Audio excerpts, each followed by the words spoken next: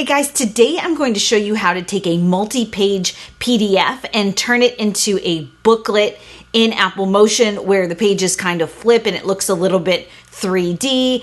This technique is a little tricky. We're going to be thinking a little bit in 3D space, but I think you are ready for it. The key to this project is to stay super organized. So let me show you the PDF we're going to be working with today. I made this really simple PDF that's going to help us keep track of what we are looking at. And so it's a 6-page PDF. Page 1 is going to serve as the cover of our book. Page 6 is going to serve as the back cover. Obviously, you could have more or fewer pages than this, but this is what we're going to be working with. I'm just going to bring that PDF right here into our project pane and make sure it's at the beginning of my timeline. And then let's select this PDF here in the project pane and head on over to properties in our inspector window. This is something we've never talked about before. We know it's a 6-page PDF. I can change which page is being shown by using this slider here. You see that? It knows it's 6 pages. It goes up to 6. So this is going to be really important for us to understand. The way that my book is going to look is that the pages are going to be double-sided. That's what makes this effect a little bit tricky. I'm going to show you how to create double-sided pages now for us to flip later. So the first thing we want to do is duplicate this page. And so the bottom one is going to be our page 1. The next one is going to be our page 2. And to do that, again, I'm going to select that top page here, go to properties and set this slider to 2. So now we can see page 2.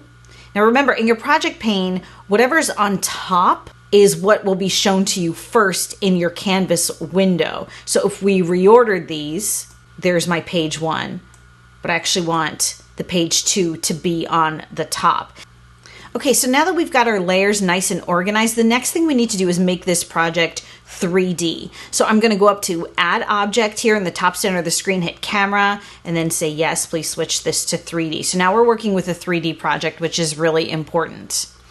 All right, so the next thing we want to do is flip page 2 so it looks backward to us. We want it to look backward now because when we actually flip the page, the text is going to be the right way. So what we're going to do is let's turn off page 1 here in our project pane by unchecking it so we can just look at page 2.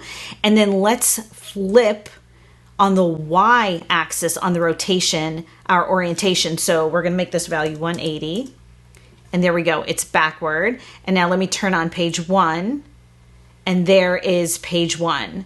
So now the next step we need to take is to change our anchor point so that we think about our page here. Where would the page be bound? It would be bound here on the left side of the page. And that's where we need to move our anchor point to. So I'm going to select at the group level, right? Group.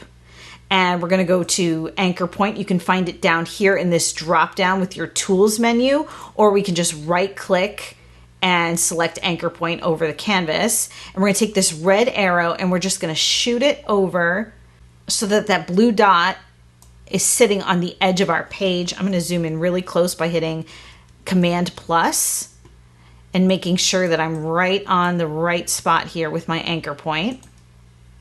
I'm going to zoom back out here so we can see what we're doing. Now I'm going to take the group and I'm going to head on over to properties and let's change the position. And we want the edge of this page to be centered on the screen. I'm going to turn on my dynamic guides to help us figure out when the edge of our pages hit the center of the screen. There it is. So now we're going to keyframe the motion of this flip. So we're going to stay working on the group level here. This is very important. So I'm selected on my group in the project pane. I'm going to queue up my playhead to the beginning of my group in the timeline. And let's head on over to properties. And let's make a keyframe on the rotation on the Y axis. And then let's jump, let's say 20 frames in our timeline. I'm going to hold down the Shift key and arrow over once, that's 10 frames, twice is 20 frames. We're going to make another keyframe here in our inspector window. And normally I would just type in a value of 180, but I actually want to do the motion here to show you what the motion's going to look like. So we're going to -180, And you see that you really do get that flipping effect. I'm just going to type in -1 day, need to get it perfect. And let's play it back and look. That looks great. Okay, so now that we've got the motion of our page flip on the y-axis, I want to add a little more dimension and life to this page flip. You know, normally if you had a book, when you flip a page, it kind of curves and curls a little bit. Most books don't have like rigid cardboard pages. So we're going to add a page curl effect to this group. So make sure you're selected on the group in the project pane. And let's head on up to filters, distortion, and we're going to hit that page curl. We're going to make a bunch of adjustments here. Well, first let me just show you what the page curl does. I'm just going to run my playhead over that page curl. That's the default effect, and it defaults to the entire length of our group.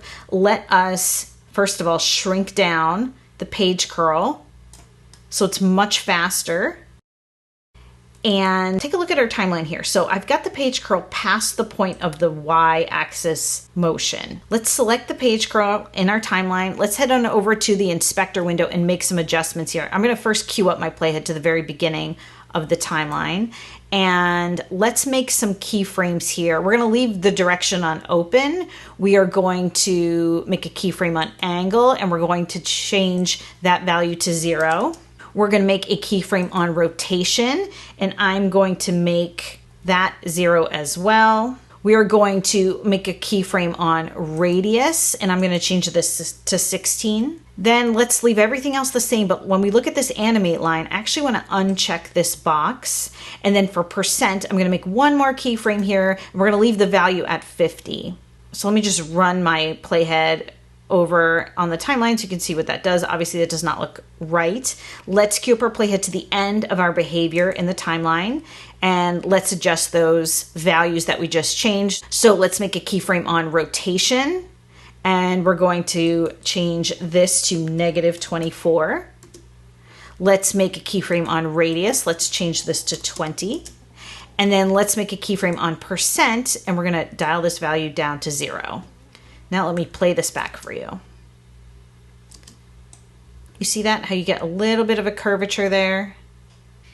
Now the other thing we can do is in our keyframe editor, we can kind of smooth out that motion a bit. So if you're not seeing your keyframes down here like I am, you want to make sure you head on over to the top right of your timeline, hit these 3 diamonds. I'm always showing you guys this. That's your keyframe editor. Let's select all of them by just dragging our mouse and capturing them all. And then we're going to right click. Let's just hit ease both. All right, so we've created our first page flip. Now we need to duplicate that effect for the rest of our pages. So we want to be on the group level, and I'm going to right click and I'm going to hit duplicate. And then I'm going to hit duplicate again. And I'm going to rename my pages here so we're not confused. And you know what? For good measure, I'm going to rename my groups too. Hey guys, while I'm renaming all of these pages and groups, let me know if you're enjoying this video by giving me a thumbs up, hitting that subscribe button, and ringing the notification bell. And why don't you drop me a comment? I love hearing from you.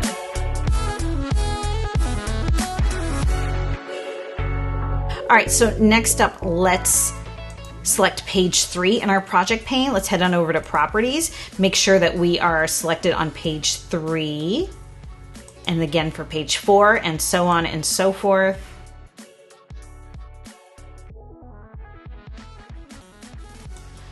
All right, so I've renamed all of my groups. Let me show you what we're working with here. I'm going to run my playhead over the timeline, and you can see here that all we're seeing is pages 5 and 6 because the timing on all of my page flips is identical, and pages 5 and 6 are at the top of my project pane. So remember, whatever's at the top of your project pane is going to cover everything else. You know, Motion is like any other editing software. It like looks top down.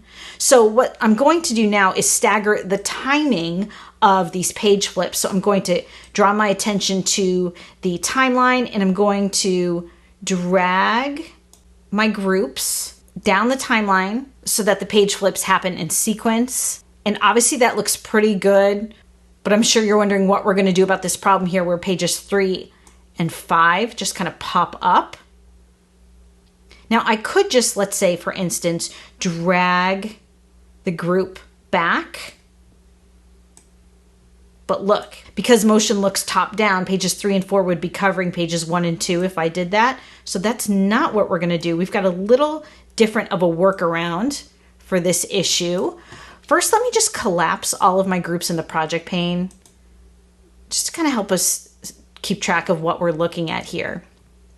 The first thing I'm going to do is take pages 3 and 4 and right click and duplicate so I have a copy of pages 3 and 4. Now I'm going to go down to my timeline and I'm going to extend that group to the beginning of my project. And I'm going to take the end of that group and I'm going to have it cut out before the animation starts. So let me zoom in here and show you. So here's my copy of the group pages 3 and 4. Here's my original 3 and 4. And what I've done is I've shrunk down that group so that it cuts out right before pages 3 and 4 start animating. Got it? We're going to do the same with pages 5 and 6. I'm going to go up to my project pane, select it, right click, duplicate. Now I've got a copy here in my timeline. We're going to extend the copy to the beginning of my animation.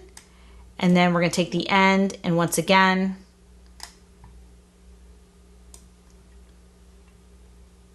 we're going to have it cut out right before the real version of our animation starts. And now we just need to reorder these pages in our project pane. I'm going to leave pages 5 and 6 copy where they are. I'm going to take pages 3 and 4 copy and bring that to the top. Then I'm going to take pages 1 and 2, bring that to the top, pages 3 and 4 to the top, and pages 5 and 6 to the top. So my copies are all the way at the bottom, and then my pages are in the original order in which we created them. So pages 1 and 2 are here in the middle, 3 and 4 are above that, and 5 and 6 are above that. Let me just shrink down my timeline and let's take a look at what we've got.